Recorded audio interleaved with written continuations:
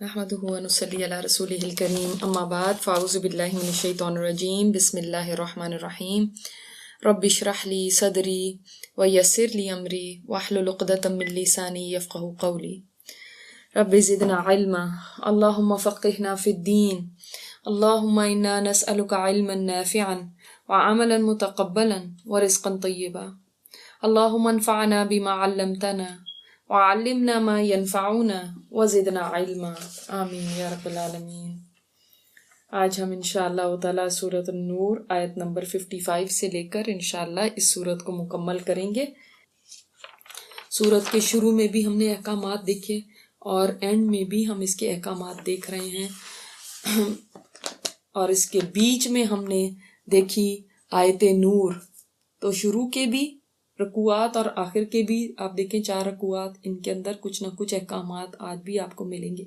और बीच में जैसे वो एक हीरा जड़ा होता है नूरून अला नूर वाली आयत का, और आगे पीछे उसके मोती हैं, ये सुभान अल्लाह। तो ये एक हार पिरोया हुआ है जिसकी हम आखिरी जो लड़ी है वो आज हम देखते हैं आयत नंबर 55 से। पहले थोड़ा सा इसकी पिछली आयत को देख लेते हैं। जो पिछली आयत थी इसके अंदर भी अल्लाह ताला ने फरमाया ना, फ़इन तवल्लो फ़इन्नमा अलैहि मा हुम्मिला व अलैकुम मा हुम्मिलतुम। तो यानी हमारे नबी पे सिर्फ जिम्मेदारी है जो उन पे डाली गई है और तुम पे वो जिम्मेदारी है जो तुम पे डाली गई है। तो रसूल की जिम्मेदारी क्या है? लोगों तक अल्लाह का पैगाम पहुंचाना, बस इस हद तक है। आपसे इस जिम्मेदारी के बारे में पूछा जाएगा। अब जब आप सल्लल्लाहु अलैहि वसल्लम ने तमाम लोगों तक अल्लाह का पैगाम पहुंचा के अपनी जिम्मेदारी अदा कर दी, तो इसके बाद इनके ऊपर अमल करना या इनके लिए कोई कुर्बानी देना ये लोगों की जिम्मेदारी है और इसके बारे में अल्लाह उनसे सवाल करेगा। तो इसमें एक डिसिप्लिन की भी बात पता चलती है। जो एक जब कलेक्टिव काम किया जाता है, जब लोग मिलजुल के काम करते हैं, कि हर एक को अपनी जिम्मेदारी की फिक्र होनी चाहिए जिसके बारे में भी उससे सवाल किया जाना है। जब लोग मिलजुल के काम करते हैं तो बाज़ दफ़ा ऐसे होता है कि कुछ शिकायत पैदा हो जाती हैं एक दूसरे से। जैसे एक ग़ज़वे के मौके पे आप सल्लल्लाहु अलैहि वसल्लम जब माल गनीमत तकसीम कर रहे थे तो बनी तमीम के एक आदमी ने कहा कि ए दिल या रसूलुल्लाह, अदल करें ए अल्लाह के रसूल। तो नौज़ु बिल्लाह, क्या आप अदल नहीं कर रहे थे? इसके जवाब में आप सल्लल्लाहु अलैहि वसल्लम ने गुस्से से फरमाया कि तुम बर्बाद हो जाओ, अगर मैं नहीं अदल कर रहा तो फिर कौन अदल करेगा? तो इस तरह बाज़ दफ़ा जब एक मिलजुल के एक जगह पे लोग काम करते हैं तो अपने अमीर से भी बाज़ लोगों को शिकायत हो जाती है, जो अपना लीडर होता है उसके साथ भी उनको शिकायतें होती हैं और उसके साथ कोई ज्यादती कर बैठते हैं। ऐसी सूरत में इस आयत में दिए गए असूल को सामने रखना चाहिए कि जिस शख्स को जो जिम्मेदारी है दी गई है उसके बारे में वो अल्लाह के यहाँ जवाब दे। अगर कोई शख्स अपनी जिम्मेदारी में कमी कर रहा है, कोताही कर रहा है या किसी के साथ ज्यादती करेगा तो अल्लाह के यहाँ हर किसी का ठीक ठीक हिसाब हो जाएगा। तो इसलिए जब जमात में लोग काम करते हैं एक ग्रुप की सूरत में, एक चाहे एक ऑर्गेनाइजेशन में काम करते हैं, तो एक आदमी को किसी से अगर शिकायत हो जाए तो वो नाराज होकर बैठने की बजाय उसको ये सोचना चाहिए कि मैं अपनी जिम्मेदारी की फिक्र करूं जिसका मुझसे हिसाब लिया जाना, ठीक है। और जो वो अमीर कर रहा है वो अल्लाह के यहाँ खुद जवाब दे।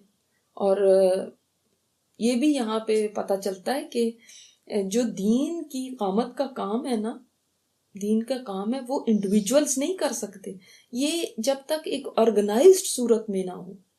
और इसी को कुरान करीम ने फिर ऐसी जमात का है जिसका नाम कुरान में ही दिया गया, हिज़्बुल्लाह, अल्लाह की जमात, ठीक है।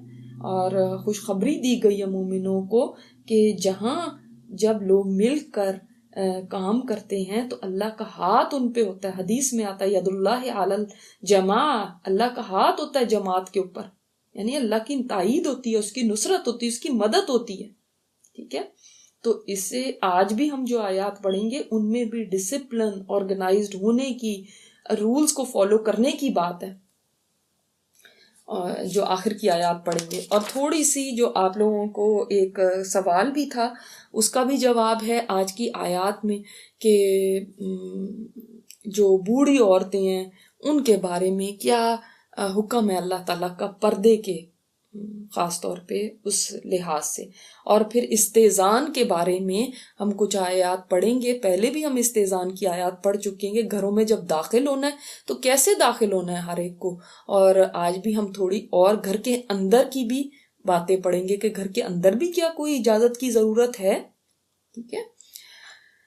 یہ جو آیت ہم آج پڑھنے جا رہے ہیں اس کا نام آیت استخلاف ہے. ٹھیک ہے، آیت استخلاف. یہاں پہ آپ نے خلافت کی بات دیکھ رہے ہیں نا، اور یہ قرآن کی بڑی عظیم آیت ہے جس میں اللہ تعالیٰ نے وعدہ دیا ہے ایمان والوں کو. 3 چیزوں کا وعدہ دیا ہے. مگر آیت شروع کرنے سے پہلے میں آپ کو تھوڑا سا اس آیت کا پہلے شان نزول بتا دیتی ہوں، تاکہ آپ کو سمجھ آ جائے کہ یہ آیت کیوں اتری تھی، کیسے، کیا وجہ تھی. تو بات یہ ہے کہ جب آپ صلی اللہ علیہ وسلم مدینہ ہجرت کر کے آئے تھے تو اس قدر پریشانی رہتی تھی، ہر وقت خطرہ ہوتا تھا. اور یہ کچھ جنگ احزاب کے آس پاس کا ٹائم تھا جب یہ آیات اتری ہیں. تو آپ سوچیں یہاں تو پہلے کا یا بعد کا ٹائم تھا، واللہ عالم، مگر یعنی وہ تقریباً کا وہ ٹائم تھا. اور آپ دیکھیں کہ وہ ٹائم بڑا ہی مشکل وقت تھا نا، اور اس کے اندر مسلمانوں کے اوپر یہ حال تھا کہ کسی ٹائم بھی وہ اطمینان سے بیٹھ نہیں سکتے تھے. ٹھیک ہے، مسلمان بڑے کمزور تھے، تو یعنی اس لحاظ سے اسٹیبلشڈ نہیں تھے. مکہ میں تو جو ان کے ساتھ ظلم و ستم اور وہ تھا، مدینہ آ کے بھی کوئی چین نہیں آیا تھا. اب مدینہ پہنچ کے اب بس جہاد کا حکم ملا، اب جہاد شروع ہوا، اب یہ ہو گیا، بس اسی طرح چل رہا تھا. تو مسلمان بڑے خوفزدہ رہتے تھے، کوئی خطرے سے خالی وقت نہیں ہوتا تھا. صبح شام صحابہ کرام ہتھیاروں سے ہر وقت اپنے ہتھیار ساتھ رکھتے تھے. تو ایک صحابی نے ایک دفعہ آپ صلی اللہ علیہ وسلم سے پوچھا، یا رسول اللہ کیا ہم اسی طرح خوفزدہ ہی رہیں گے؟ یا رسول اللہ کیا ہماری زندگی میں کبھی کوئی ایسی گھڑی نہیں گزرے گی کہ مطلب جس میں امن ہو؟ یا رسول اللہ کیا ہتھیار اتار کے بھی ہمیں کبھی آسودگی کا سانس لینا ملے گا؟ آپ صلی اللہ علیہ وسلم نے پورے سکون سے فرمایا کچھ دن اور صبر کر لو، پھر اتنا امن، اتنا اطمینان ہو جائے گا کہ پوری مجلس میں، بھرے دربار میں چوکڑی بھر کر آرام سے بیٹھے رہو گے. ایک کے پاس کیا، کسی کے پاس بھی کوئی ہتھیار نہیں ہوگا، کیونکہ کامل امن ہوگا، پورا اطمینان ہوگا. اس وقت یہ آیت اتری تھی کہ جو ہے نا، یہ مطلب اللہ تعالیٰ نے بشارت دے دی تھی کہ اس طرح سے ہوگا، آگے ایسا زمانہ آئے گا آگے. اسی طرح عدی بن حاتم رضی اللہ تعالیٰ عنہ جب بطور وفد کے آپ صلی اللہ علیہ وسلم کے پاس آئے تو آپ نے ان سے فرمایا کیا تو نے ہیرا دیکھا ہے؟ وہ ایک جگہ کا نام ہے. انہوں نے جواب دیا میں ہیرا کو نہیں جانتا، ہاں نام سنا میں. آپ نے فرمایا اس کی قسم جس کے ہاتھ میں میری جان ہے، اللہ تعالیٰ میرے اس دین کو مکمل طور پہ پھیلائے گا یہاں تک کہ امن و امان ہو جائے گا کہ ہیرا سے ایک سانڈنی سوار عورت تنہا نکلے گی. یعنی وہ سانڈنی پہ بیٹھی ہوگی، وہ ایک سانڈ ہوتا ہے نا، ایک جانور بیل کی طرح، تو اس کے اوپر بیٹھی ہوگی اور اکیلی ہوگی، اور وہ بیت اللہ تک پہنچ کے طواف سے فارغ ہو کے واپس ہوگی، لیکن نہ کوئی خوف ہوگا، نہ اس کے ساتھ کوئی محافظ ہوگا. اتنا امن ہو جائے گا.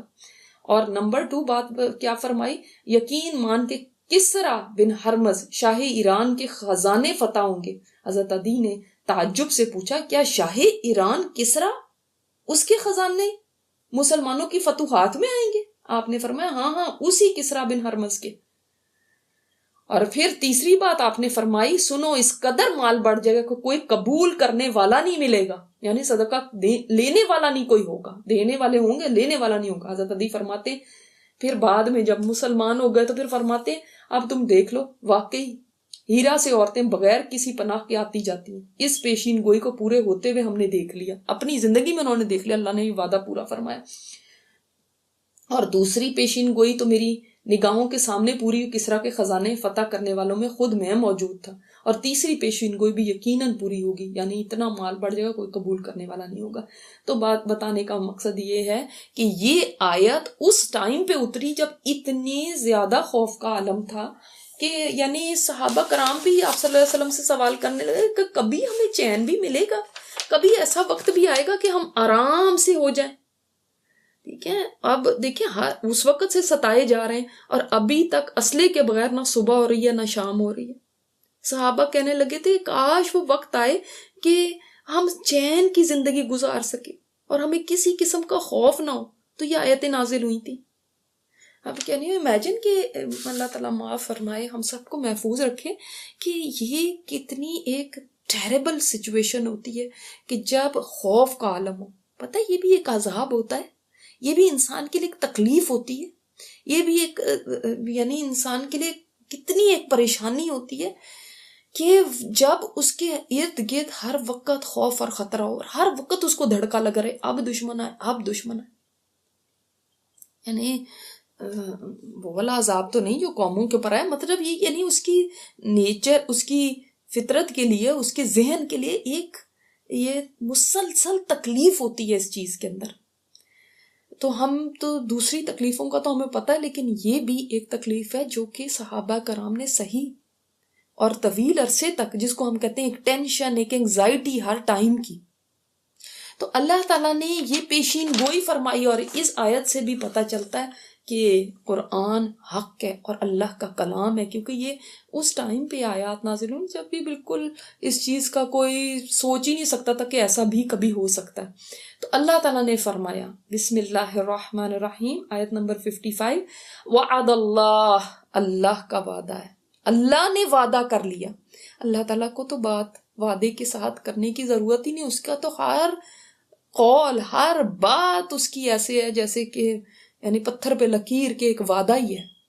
لیکن یہاں پہ تاکید کے لیے، یقین دلانے کے لیے ہمارے جیسوں کو کہ فکر نہ کرو، یہ اللہ نے وعدہ کر دیا۔ کہ جب ہمیں کہہ دیا جاتا ہے نا میرا وعدہ ہے تم سے، میری بات پہ یقین نہیں کرتی، میں تم سے وعدہ کرتی ہوں، تو پھر ہمیں یقین آ جاتا نہیں اس نے وعدہ کیا۔ تو اللہ تعالیٰ تم سے وعدہ کرتا ہے، ان کن سے؟ الذین، ان لوگوں سے جو ایمان لائے تم میں سے، وعاملوا الصالحات، اور انہوں نے صالح عمل کی۔ یعنی اللہ کا وعدہ سب سے نہیں ہے، جنہوں نے کلمہ پڑھ لیا ان سب سے وعدہ نہیں ہے، یاد رکھیں ایک بات، ان سے وعدہ ہے جو ایمان لا کے صالح عمل کرتے ہیں، ایمان کے سارے جو ریکوائرمنٹس ہیں وہ پوری کرتے ہیں، ان کو پتہ ایمان کیا ہے، اس کے بعد وہ صالح عمل کر کے اپنے ایمان کا ثبوت دیتے ہیں۔ ٹھیک ہے، تو اس لیے میں اس بات کو آپ کو دوبارہ بتا رہی ہوں، کیونکہ جب ہم ایسی چیزیں پڑھتے ہیں تو بعض دفعہ ہم سوچتے ہیں اللہ کا تو وعدہ مسلمانوں کے ساتھ ہے، ہم تو کلمہ پڑھنے والے ہیں تو اس لیے ہمارے ساتھ تو فتح کا وعدہ ہی ہے، ہم نہیں فاتح ہوں گے دنیا کے تو پھر اور کون ہوگا، ہم اللہ کو ماننے والے ہیں۔ تو بات صرف اتنی نہیں ہے، ایمان مکمل اور صالح عمل، جب یہ دو کام تم کر لو گے تو اللہ تعالیٰ کا وعدہ ہے کہ وہ تمہیں 3 چیزیں دے گا۔ 3 in 1 ہی ہے، اصل میں ہیں ساری تینوں ایک ہی ہیں لیکن الگ الگ بتائی گئی تاکہ انسان ایک تاکید بھی ہو جائے اور اس کی ڈیٹیل بھی ہو جائے۔ نمبر 1 کیا؟ لَيَسْتَخْلِفَنَّهُمْ فِي الْأَرْضِ، کہ وہ ضرور خلیفہ بنائے گا ان کو زمین میں۔ اب دیکھیں آپ یہاں پہ بھی تاکیدیں 2 آ گئی کہ ضرور وہ ایسا کرے گا۔ کہ دیکھیں اللہ تعالیٰ مسلمانوں کو خلافت دے گا زمین کی، ایک وہ وقت آنے والا ہے کَمَا اسْتَخْلَفَ الَّذِينَ مِنْ قَبْلِهِمْ، جیسے خلیفہ بنائے گئے وہ لوگ جو ان سے پہلے آئے۔ کون لوگ جو پہلے خلیفہ بنائے گئے؟ جیسے اللہ تعالیٰ نے موسیٰ علیہ السلام کی قوم کو فتح دی تھی فرعون کے اوپر، اور کیسے اللہ تعالیٰ نے اس پسی ہوئی قوم کو اٹھا کے، جس کا سوچ ہی نہیں سکتا تھا کوئی کہ یہ بھی کبھی قوم اٹھ سکتی ہے، اس کو اللہ تعالیٰ نے اٹھا کے کہاں تک غلبہ دیا کہ فرعون بھی ختم ہوا، اور پھر اس کو ایک زمین اللہ تعالیٰ نے عطا فرمائی جو ان کی اپنی زمین تھی، اور وہاں پہ اللہ تعالیٰ نے ان کو فلرش کیا۔ تو ترقیاں دی تو اس جیسے ان کو اللہ تعالیٰ نے کیا تھا، یا جیسے آپ سوچ سکتے ہیں داؤد علیہ السلام، سلیمان علیہ السلام، ان کو اللہ تعالیٰ نے زمین میں خلافت دی تھی، اس طرح اللہ تعالیٰ تمہیں خلافت عطا فرمائے گا. ٹھیک ہے. تو اچھا، اب اس بات کا پچھلی باتوں سے کیا تعلق ہے، پچھلی آیات سے کیا لنک آپ کو لگتا ہے کہ کیا ہوگا؟ دیکھیں پیچھے احکامات آ رہے ہیں، پیچھے منافقین کی باتیں آ رہی ہیں، ان کو کہا جا رہا ہے بھئی تم نکلو، وہ کہہ رہے ہیں ہم نے نہیں نکلنا، ہم قسمیں کھاتے ہیں، کوئی بہانے کرتے ہیں، کوئی باتیں کرتے ہیں، اطاعت میں پیچھے ہیں اور یہ کرتے ہیں. تو اللہ کے احکامات میں ان کا دل نہیں لگتا، ان کو لگتا ہے کہ مارے جائیں گے، ہم ختم ہو جائیں گے، ہمارا نقصان ہو جائے گا، دنیا کے بندے. اللہ تعالیٰ نے فرمایا اس دین کو کسی کی ضرورت نہیں. اللہ کا تو وعدہ ہے کہ یہ دین ایک دن ضرور غالب آئے گا. اس دین کی اس دین والوں کو جو اس میں ایمان کے ساتھ رہیں اور صالح عمل کریں، ان کے ساتھ اللہ تعالیٰ کا وعدہ ہے کہ اللہ تعالیٰ ان کو خلافت ضرور عطا فرمائے گا. اور خلافت کا مطلب یہی ہے کہ غلبہ دے گا. تو جو یہ سمجھتا ہے کہ کوئی نقصان ہو جائے گا اور ان احکامات پہ چلے، ہائی کیا ہوگا، ہمارے فائدے ہم سے چھوٹ جائیں گے، ہمیں نقصان ہو جائے گا، فلاں کیا کہے گا، جاب چلی جائے گی، فلاں ہوگا. اگر تم ایمان والے ہو پکے اور تمہارے اندر تم صالح عمل کرتے ہو تو پھر فکر نہ کرو، خلافت تمہیں اللہ عطا فرمائے گا اس زمین کی، جیسے وہ خلافتیں تھیں. ٹھیک ہے. اور آپ صلی اللہ علیہ وسلم نے فرمایا ہوا ہے کہ یہ میرا دین جو ہے، یہ ہر کچے پکے گھر اس میں انٹر ہو کے رہے گا.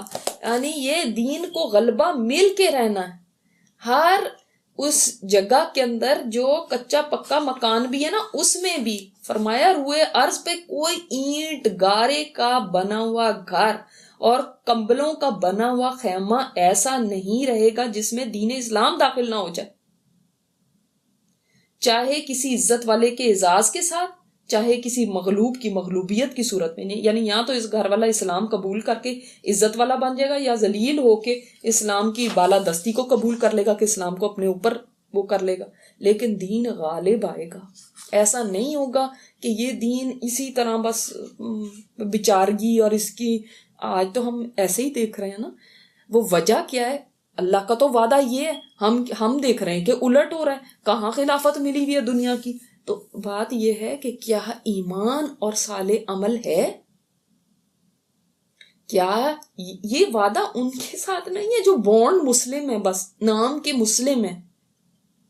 یہ ان کے ساتھ جو اللہ تعالیٰ کے احکامات کو پوری طرح اپنی زندگی میں شامل کرتے ہیں اور اپنی قربانیاں دے کے بھی اس دین سے نہیں ہٹتے، ساری ریکوائرمنٹس پوری کرتے ہیں. ٹھیک ہے. تو یہ دو شرائط جو پوری کرے گا ان کو غلبہ ملے گا، ان کو اقتدار ملے گا، جیسے طالوت کو اللہ تعالیٰ نے دیا، داؤد علیہ السلام کو دیا. ٹھیک ہے. اور اللہ تعالیٰ کیا دے گا؟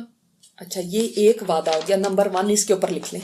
نمبر 2 لکھیں وَلَيُمَكِّنَنَّ لَهُمْ دِينَهُمُ الَّذِي ارْتَضَىٰ لَهُمْ وَلَيُمَكِّنَنَّ لَهُمْ، اور البتہ ضرور قرار دے گا اللہ، اسٹیبلش کر دے گا، غلبہ دے گا ان کے لیے، ان کے دین کو جو اللہ نے ان کے لیے پسند کر لیا. اللہ نے کون سا دین پسند کیا؟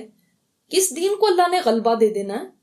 ہاں، کون سے دین والوں کو اللہ ثابت رکھے گا، اسٹیبلش کرے گا زمین کا اقتدار دے کے، اور ان کو ایک قرار دے دے گا، اسٹیبل کر دے گا ان کو. اس لیے کہ ابھی تو بڑے خطروں میں گھرا ہوا تھا اسلام. کافر تو یہ کوشش کر رہے تھے کہ اس دین کو ختم کر دیا جائے. ٹھیک ہے. اور کہیں قریش مکہ ہیں دشمن، کہیں یہودی ہیں، کہیں منافقین ہیں.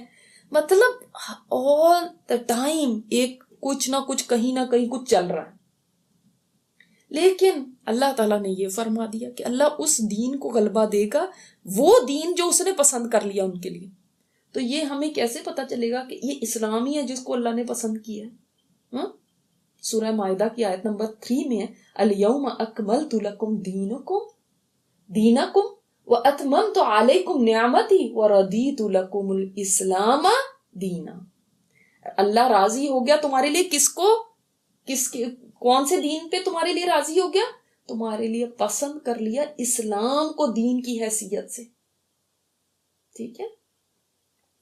تو اللہ تعالیٰ اس دین والوں کو فرما رہے ہیں یہ تمہاری خلافت بھی ہوگی، تمہارے دین کا غلبہ بھی ہوگا. ظاہر ہے جب خلافت ہوگی تو اسی دین کا غلبہ ہوگا.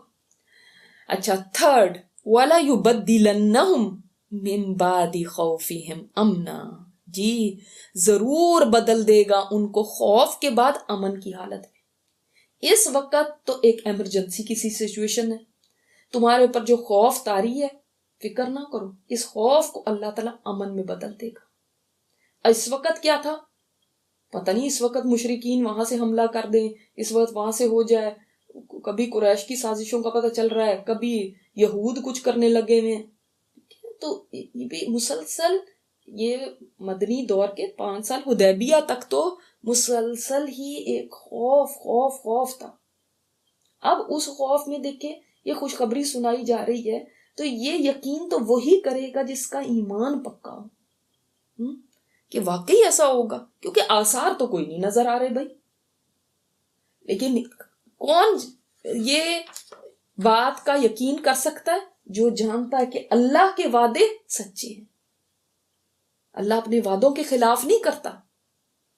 اب آپ دیکھیں یہ صلح حدیبیہ کے پہلے نازل ہوئی، اس کے بعد ہی صلح حدیبیہ ہوئی تھی. پھر اس کے بعد آپ صلی اللہ علیہ وسلم نے پھر خیبر کو فتح کیا. پھر اس کے بعد خیبر میں بھی بہت سا مال غنیمت ہاتھ آیا تھا. پھر اس کے بعد 8 ہجری میں مکہ فتح ہوا، 9 ہجری میں حج کے موقع پہ اعلان کر دیا گیا اب اس کے بعد یہاں پہ کوئی مشرک نہیں رہ سکتے، آپ کو اتنا ٹائم دیا جاتا ہے، آپ یہاں سے چلے جائیں نہیں تو اسلام قبول کر لیں. تو یعنی آپ دیکھیں کہ اس کے بعد فتوحات ہی فتوحات، اچھے دن آ گئے تھے. جس کو اللہ کے وعدے پہ یقین ہوگا نا وہ پھر واقعی جم کے رہے گا، اور جس کو نہیں ہے یقین وہ یہی کہتا ہے کہ پتہ نہیں کیا ہوگا، اس مذہب کا تو اس دین کا تو پتہ نہیں کیا ہونا ہے، اس کے بعد تو مصیبتیں ہی آتی جا رہی ہیں. مطلب ہم آج کے اپنے سینیریو میں رکھ کے دیکھیں تو ایسے لگتا ہے کہ جیسے کبھی بھی نہیں صحیح ہونا. یہ نہیں، ایک دن آئے گا، ایک دن آئے گا. یہ جو تیسری پیشین گوئی ہے نا، عدی بن حاتم نے فرمایا کہ 2 تو پہلی پوری ہو گئی ہیں جو میں نے دیکھ لی ہیں، تیسری بھی ضرور پوری ہو جائے گی. یعنی تیسری نہیں ابھی پوری ہوئی کہ لوگ صدقہ لے کر نکلیں گے، صدقہ لینے والا کوئی نہیں ہوگا. دیں گے کسی کو، وہ کہے گا کل لے کے آتے تو میں لے لیتا، آج تو میں خود اتنا آسودہ ہوں، مجھے نہیں چاہیے. یہ ہو جائے گا، اور یہ دین کہاں تک پہنچ جائے گا. تو یہ نہ سمجھنا کہ اسی طرح اس بیچارے نے مرے ہوئے رہنا ہے اور اس کے لوگوں نے ذلیل ہی ہوتے رہنا ہے. ذلیل اس لیے ہو رہے ہیں کہ آج انہوں نے اپنا ایمان گنوا دیا. ذلیل اس لیے ہو رہے ہیں کہ ایمان ان کا کامل ہی نہیں ہے. ابھی ہم بات کریں گے آگے شرک کی بھی، کتنے شرک ہمارے اندر آ چکے ہیں، پھر اس کے بعد بھی ہم ایمان کے دعوے کر رہے ہیں. ہمیں تو یہی نہیں پتا کہ ہمارا دین ہے کیا، ایمان کو کیا، اس کی ریکوائرمنٹس کیا پوری کریں گے. جنہوں نے اپنے دین کو ہی چھوڑ دیا ہو، جنہوں نے اللہ کی رسی کو چھوڑ دیا ہو، تو کیا ان کا ایمان رہ جائے گا. یہ ذلتیں اس وجہ سے ہیں. ادروائز جن کے اندر یہ کوالٹیز آ جائیں پھر اس کے بعد اللہ ان کو تھام لیتا ہے، اور یہ اللہ کا وعدہ ہے کہ اللہ ان کو خلافت دے گا. اور آپ دیکھ لیں پھر اس کے بعد کیا ملی خلافت یا نہیں ملی مسلمانوں کو. کیا ہوا تھا پھر اس کے بعد کہ جب یہ پیشین گوئی اللہ تعالیٰ نے فرمائی، اس کے بعد مسلسل مسلمان فتوحات پہ فتوحات، جیسے میں نے آپ کو بتایا کہ پھر حدیبیہ ہوئی، پھر آپ صلی اللہ علیہ وسلم نے جو خطوط لکھے تو آپ نے دیکھا، پھر اس کے بعد شاہ روم نے بھی، ہرقل نے بھی تحفے تحائف بھیجے، مصر کے والی نے بھی تحفے بھیجے، اسکندریہ کے شاہ مقوقس نے، عمان کے شاہوں نے بھی یہی کیا، اس طرح اطاعت گزاری کا ثبوت دیا. حبشہ کا بادشاہ جو اسحمہ تھا وہ تو ویسے ہی مسلمان ہو گیا تھا، جو بعد میں بھی بادشاہ بنے وہ بھی تحائف روانہ کرتے رہے آپ صلی اللہ علیہ وسلم کی طرف. تو اچھے دن آ گئے تھے، مکہ فتح ہو گیا. تو اس کے بعد تو اللہ تعالیٰ نے فرمایا نا سورہ نصر میں کہ جوک در جوک وفود آ رہے ہیں. وَرَأَيْتَ النَّاسَ يَدْخُلُونَ فِي دِينِ اللَّهِ أَفْوَاجًا. تو وہ جو لوگ جوگ در جوگ اسلام لا رہے ہیں، نصر اللہ آ گئی، فتح آ گئی. اچھا، پھر اس کے بعد آپ صلی اللہ علیہ وسلم جب دنیا سے چلے گئے تو آپ کی بعد جو خلیفۃ المسلمین تھے حضرت ابوبکر صدیق، انہوں نے مضبوط کیا حکومت کو. بھلے ان کے دور میں ایسا ہوا بھی تھا کہ بعض لوگ مرتد ہو گئے تھے، فتنے پیدا ہو گئے تھے، لیکن انہوں نے ان فتنوں کو ختم کیا. فارس اور شام اور مصر کی طرف اسلامی لشکر بھیجے. حضرت خالد بن ولید کو بھیجا تھا انہوں نے فارس کی طرف، وہاں سے فتوحات کا سلسلہ شروع کیا تھا. حضرت ابو عبیدہ بن جراح عمرا کے ماتحت شام کے ملکوں کی طرف لشکر اسلام کو ان کے ساتھ روانہ کیا تھا. پھر مصر کی طرف عمر بن عاص کو میں نے آپ کو بتایا تھا نا، فاتح مصر کہتے ہیں، ان کو مصر کی طرف روانہ کیا تھا. انہوں نے وہاں پہ فتوحات کی تھی، بصرہ، دمشق، ہاران، یہ سارے فتح ہو گئے تھے. پھر حضرت عمر کے دور میں تو یعنی اگر ہم یہ کہیں کہ آسمان کے نیچے کسی نبی کے بعد ایسے پاک خلیفوں کا دور نہیں آیا جیسے یہ 4 خلیفہ تھے. نہیں آیا، نہ اس سے پہلے کبھی تھا نہ بعد میں. تو ان کے دور میں تو شام، یہ سارا پورا علاقہ، ایجپٹ کا، فارس کا، آپ کی خلافت کے زمانے میں فتح ہوا. کسریٰ کے ٹکڑے اڑ گئے، کسریٰ کو منہ چھپانے کے لیے کوئی جگہ نہیں ملتی تھی، اتنی ذلت کے ساتھ وہ بھاگا پھرتا تھا. کیسر کو انہوں نے فنا کر دیا تھا، نام مٹا دیا تھا. شام کی سلطنت ان کے انڈر آ گئی تھی. تو اور جو بڑی بڑی ایمپائرز تھی نا، ان کی جو سینچریز سے ان کی جو دولت تھی، انہوں نے جمع کیے ہوئے تھے، جو ٹریجرز تھے ان کے، سب مسلمانوں کے قبضے میں آ گئے تھے. دیکھیں پھر اللہ نے اسٹیبلش کیا کہ نہیں. ہاں، تو پھر اس کے بعد حضرت عثمان کا جب دور خلافت آیا، مشرق سے مغرب کی انتہا تک اللہ کا دین پھیل رہا تھا. ایک طرف مسلمانوں کا لشکر مشرق کی طرف فار اینڈ پہ جاتا، دوسری طرف مغرب کی طرف فار اینڈ پہ پہنچ گیا. یہ اسپین، یہ اور جگہیں، یہاں تک کہ چائنا تک ان کے زمانے میں فتوحات ہوئی تھی.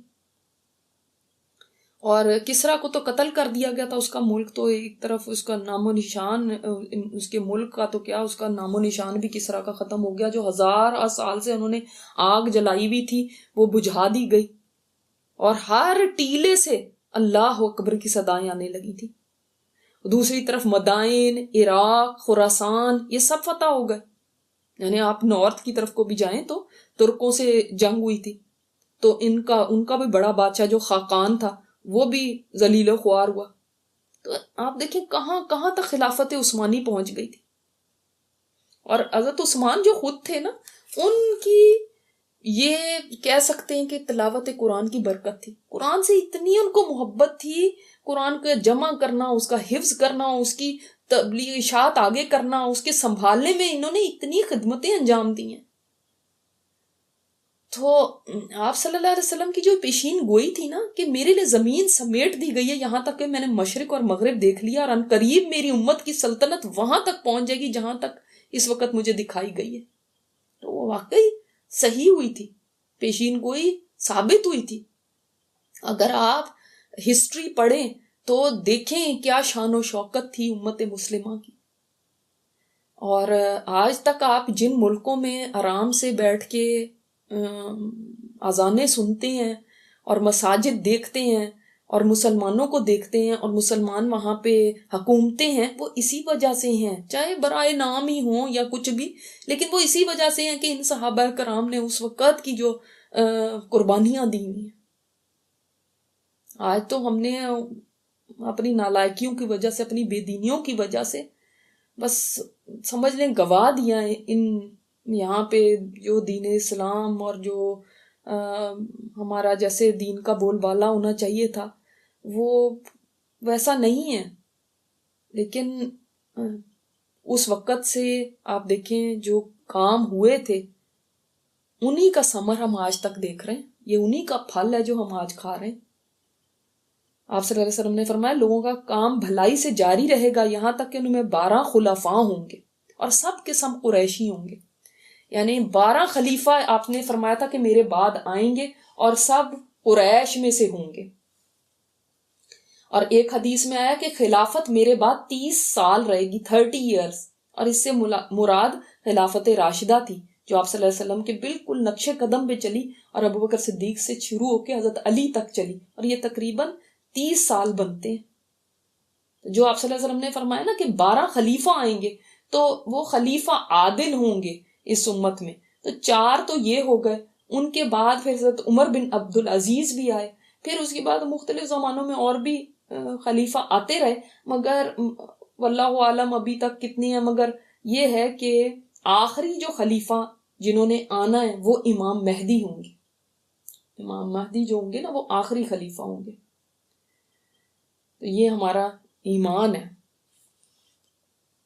اب یہ ضروری نہیں کہ اب ایک کے بعد ایک ہی خلیفہ آئیں، ضروری نہیں ہے کہ ایک زمانے میں ہی آئیں، کب آئیں گے وہ واللہ عالم، ان کا وقت اللہ کو ہی بہتر پتہ ہے. مگر یہ امام مہدی کا تو نام آپ صلی اللہ علیہ وسلم نے بتا دیا، ان کی کنیت آپ صلی اللہ علیہ وسلم کی کنیت ہوگی، اور پھر تمام زمین پہ عدل و انصاف قائم کریں گے، ظلم کو ختم کریں گے.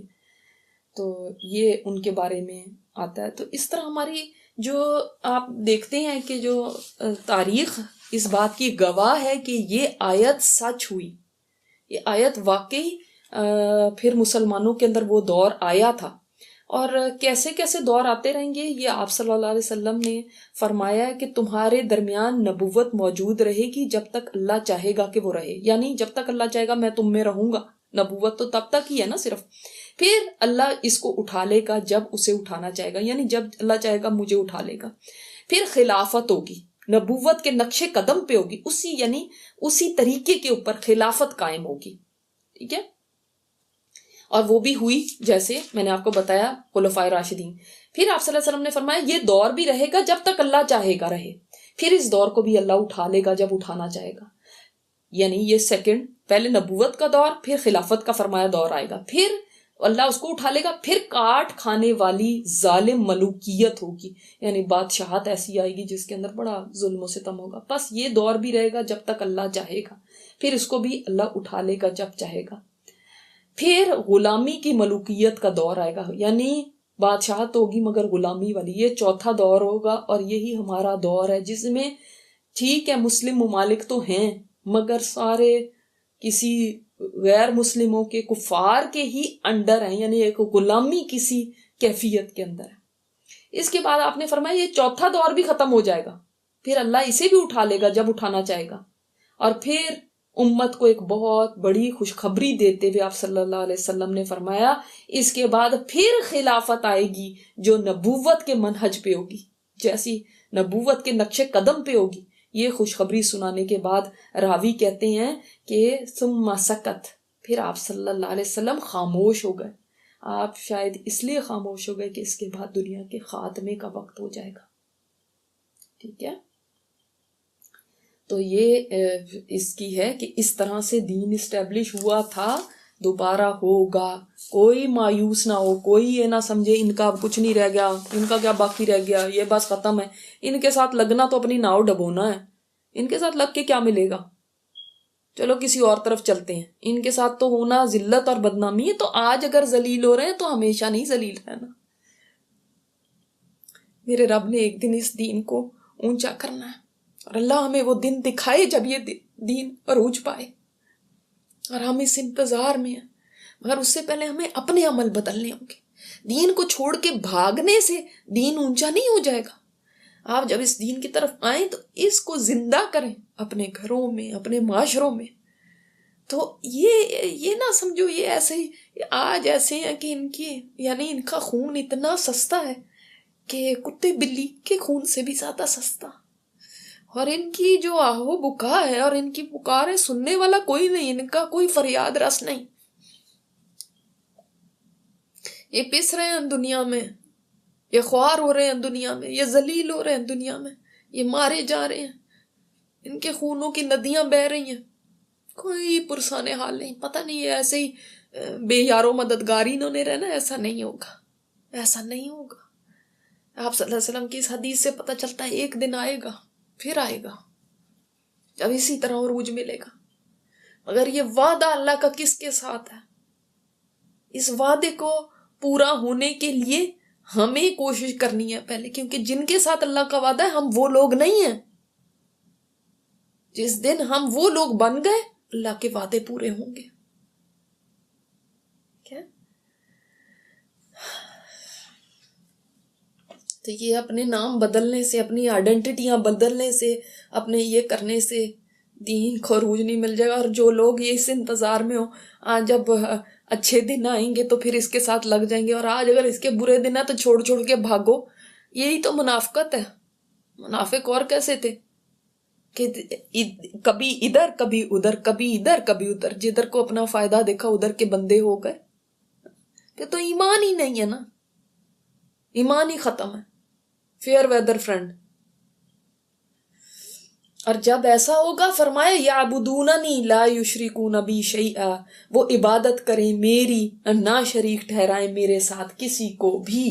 یعنی جب دین جم جائے گا، اطمینان ہو جائے گا، شرک کا پھر صفایا ہو جائے گا، پھر شرک نہیں رہے گا، شرک ختم ہو جائے گا۔ اس دور میں ایسا آئے گا پھر شرک کا دور دور تک نام و نشان نہیں ہوگا، کیونکہ وہ بندے ایسے آئیں گے، یہ مستقبل سے متعلق ہے نا، کہ جب اللہ کا دین غالب ہو جائے نا تو پھر سب کے سب اللہ ہی کی بندگی کریں گے، کوئی شرک کو ٹالریٹ نہیں کرے گا۔ اس سے یہ پتہ چلتا ہے کہ جب تک اللہ کی حکومت قائم نہیں ہوگی، جب تک ایسے لوگوں کو خلافت نہیں ملتی اور دین ایسے اسٹیبلش نہیں ہوتا، تب تک معاشرے میں کہیں کہیں شرک ضرور رہے گا۔ معاشرہ چاہے اپنے آپ کو مسلمان کہتا ہو، شرک ٹوٹلی ختم نہیں ہو سکتا جب تک یہ کام نہیں ہوگا کہ خلافت ایسے لوگوں کو مل جائے۔ جیسے ہم اپنے ملکوں میں دیکھیں، شرک کے ماحول میں وہاں پہ زندگی گزاری جا رہی ہے۔ آپ یہ دیکھ لیں، توحید کا علم ہی نہیں ہے۔ ہم اپنے آپ کو کہتے ہیں کہ مسلمان ملک میں ہیں، لیکن جس ملک میں شرک کے اڈے ہر طرف چل رہے ہیں کہ لوگ سجدے کر رہے ہوں قبروں کو اور پوج رہے ہوں قبروں کو، اور جگہ جگہ ایسی مطلب آستانے ہوں اور ایسی مزار ہوں اور ایسی چیزیں ہوں جہاں پہ لوگ عبادت کر رہے ہیں، ان سے دعائیں مانگ رہے ہیں، ان کی نظر و نیاز ان کے آگے کر رہے ہیں، اور پھر بھی لوگ سمجھیں کہ ہم پکے ایمان والے ہیں اور ہم اچھے مسلمان ہیں۔ تو یہ اپنے آپ کو دھوکہ دینا ہے۔ حدیث میں تو اتنا تک آتا ہے کہ ایک بستی سے کوئی گزر رہا تھا تو بستی والوں نے کہا جب تک ہمارے بت کے اوپر کوئی چڑھاوا نہیں چڑھاؤ گے آپ یہاں سے نہیں نکل سکتے۔ اچھا، وہ ایک آدمی نے کہا میرے پاس تو کچھ ہے ہی نہیں ہے۔ انہوں نے کہا کچھ نہیں ہے تو کوئی بات نہیں، مکھی ایک چاہے چڑھاوا چڑھاؤ میرے بت کے نام پہ، ہمارے کچھ چڑھا کے آپ یہاں سے زندہ سلامت بچ کے جا سکتے۔ اس نے کہا چلو مکھی تو بہت چھوٹی چیز ہے۔ اس نے مکھی لے کے مار کے اس کو بت کے نام پہ چڑھا دیا۔ دوسرا آدمی تھا، اس نے کہا نہیں، میں نہیں کوئی چیز بت کے نام پہ چڑھا سکتا، اور انہوں نے اس کو قتل کر دیا۔ وہ شہید ہو گیا اور اللہ کے ہاں جنتی ہوا، اور جس نے مکھی اس بت کے نام پہ چڑھائی تھی وہ جہنمی ہو گیا۔ یہ حدیث میں ہے۔ تو ہم یہ سوچتے ہیں کہ یہ جو چادریں چڑھائی جا رہی ہیں، یہ جو لنگر ہیں، یہ جو ان کے ناموں کے اوپر نظریں نیازیں ہو رہی ہیں، یہ سارا شرک کا کاروبار نہیں ہے کیا؟ یہ توحید ہے۔ اور کچھ لوگ سمجھتے ہیں سجدہ کرنا برا ہے، لیکن ان کے آستانوں پہ جا کے مانگنا برا نہیں ہے۔ دینا تو جی اللہ نہیں ہے، انہوں نے تھوڑی دینا، لیکن ہم مانگتے ہیں ان کے سامنے، ہماری ان کے آگے، ان کی اللہ کے آگے۔ جب اللہ کو سارا کچھ سمجھا ہی نہیں، ایاک نعبد و ایاک نستعین جس کی رٹ لگاتے رہتے ہو، اسی کا معنی نہیں سمجھا تو پھر سمجھا کیا ہے؟ دیکھیں نا، پھر تو کچھ سمجھا ہی نہیں۔ اگر یہی نہیں پتا چلا کہ شرک کیا چیز ہے، اور شرک دیکھیں، شرک صرف ذات میں شرک نہیں ہوتا کہ ہم کہیں گے ہم اللہ کی ذات میں تو کوئی شرک نہیں کرتے، ہم تو عیسیٰ علیہ السلام کو خدا کا بیٹا نہیں کہتے اور اللہ کی کوئی بیوی اور اولاد نہیں سمجھتے، تو اس لیے ہم بالکل صحیح ہیں۔ نہیں، جو ہمارے اندر شرک ہے نا، وہ اللہ کی صفات میں شرک ہیں جو ہم کرتے ہیں۔ وہاں پہ جو شرک ہے وہ بھی بہت بڑا شرک ہے جو اللہ کی صفات میں. دیکھیں اگر ہم شرک کو دو ٹائپس کا شرک اگر سمجھ لیں نا، ایک شرک اکبر ہے، ایک شرک اصغر ہے. شرک اصغر کا تو میں بتا چکی ہوں جو ریاکاری ہے، جس کو شرک خفی بھی کہا گیا، اور ایک ہے شرک اکبر جس کی کوئی گنجائش نہیں ہے. اللہ تعالیٰ نے فرمایا کہ اس کو میں معاف نہیں کروں گا، ان اللہ لا یغفر ان یشرک بہ ویغفر ما دون ذلک لمن یشاء. اللہ شرک کو نہیں اس نے معاف کرنا، اس کے علاوہ جس گناہ کو چاہے گا وہ معاف کرے گا. چاہے گا، گارنٹی کسی کی بھی نہیں دی ہوئی، مگر چاہے گا جس کو وہ معاف کرے گا. اور جس کو موت اس حالت میں آ گئی کہ وہ شرک کرتا تھا وہ جنت میں داخل نہیں ہوگا، ٹھیک ہے، وہ جہنمی ہے. یہ حدیث میں ہے مسلم کی. تو یہ شرک اکبر بھی جو ہے نا، اس کی بھی 3 اقسام ہیں. اب آپ یہ لکھ لیں اپنے پاس، 3 اقسام ہے شرک اکبر کی. ایک ہے شرک فی العلم، کہ اللہ تعالیٰ دیکھیں اپنی مخلوق میں ان کے سب سے زیادہ نزدیک ہے. اس تک پہنچنے کے لیے نہ کوئی وسیلہ چاہیے، نہ کوئی واسطہ چاہیے، نہ کوئی ذریعہ چاہیے. وہ سب کا نگہبان ہے ہر حال میں. وہ اپنی صفات کے اعتبار سے، صفات کے یاد رکھے، حاضر و ناظر ہے. جس کو ہم کہتے ہیں اللہ حاضر و ناظر ہے. حاضر و ناظر کا مطلب یہ نہیں کہ نعوذ باللہ اللہ تعالیٰ یہاں پہ اس وقت فزیکلی موجود ہیں کمرے کے اندر. نہیں ایسے ہے، یہ تو اس کی شان کے لائق ہی نہیں. کوئی عقل بھی کرنی چاہیے کہ ایسی بات اللہ تعالیٰ کے لیے کرے. کیسے وہ فزیکلی اس طرح سے موجود ہو سکتا ہے؟ لیکن وہ اپنی صفات کے لحاظ سے ہر چیز کو خود آبزرو کر رہا ہے، ہر چیز کا علم رکھتا ہے. کھلا چھپا، اندھیرا اجالا، فیوچر یا پاسٹ، پہاڑوں کی چوٹیاں یا سمندر کی تہہ ہو، آسمان ہو یا زمین ہو، ہر جگہ کا علم وہ رکھتا ہے. لیکن اگر کوئی کہے فلاں ولی اللہ، فلاں پیر، فلاں وہ بس جی وہ بھی ان کو یہاں سے بیٹھ کے پکارو، وہ آپ کی مصیبت کے وقت کام آنے والے ہیں، وہ آپ کی دہائی سننے والے ہیں، وہ بس ان کے نام لے کر اور آپ دشمن پہ حملہ کرو، یا فلاں کر کے آپ دشمن پہ حملہ کرو، ان کے نام کا ختم پڑھو، ان کی تصور ان کا کر کے نا، اپنے شیخ کا، اپنے وہ ان کا جو بھی ان کے ہوتے ہیں مرشد کا، اور وہ ان کو ہمارے سارے حال پتہ ہیں، وہ ہماری ساری یہ مسئلے حل کریں گے. یہی تو شرک ہے، یہی شرک فی العلم ہے. ٹھیک ہے. ایک دوسرا اس کی جو شرک اکبر کے انڈر دوسرا آتا ہے وہ ہے شرک فی تصرف، یعنی اختیار میں، اتھارٹی میں. کسی کو سمجھنا کہ وہ بھی کر سکتا ہے. مثلاً رزق یا بیماری کو دور کرنا، یا خوشی یا غمی، یا عروج یا زوال، یا فتح یا شکست، یا مشکل کشائی یا حاجت روائی، یا کسی بھی کام کی قدرت رکھنا. یعنی اختیار، یہ صرف اتھارٹی صرف اللہ تعالیٰ کو ہے. کوئی اگر یہ سمجھتا ہے کہ میرے مرشد کو بھی اتھارٹی ہے، تو یہ بھی شرک ہے. چاہے کسی میں بھی تندرست کرنے کی اتھارٹی ہے، میرا رزق جاری کرنے کی اتھارٹی ہے، مجھ کو اولاد دینے کی اتھارٹی ہے، اس کے پاس یہ اتنی طاقت اور قوت ہے کہ مطلب وہ بھی مجھے اولاد دے سکتا ہے، کر سکتا ہے. یہ نہیں، یہی تو شرک ہے.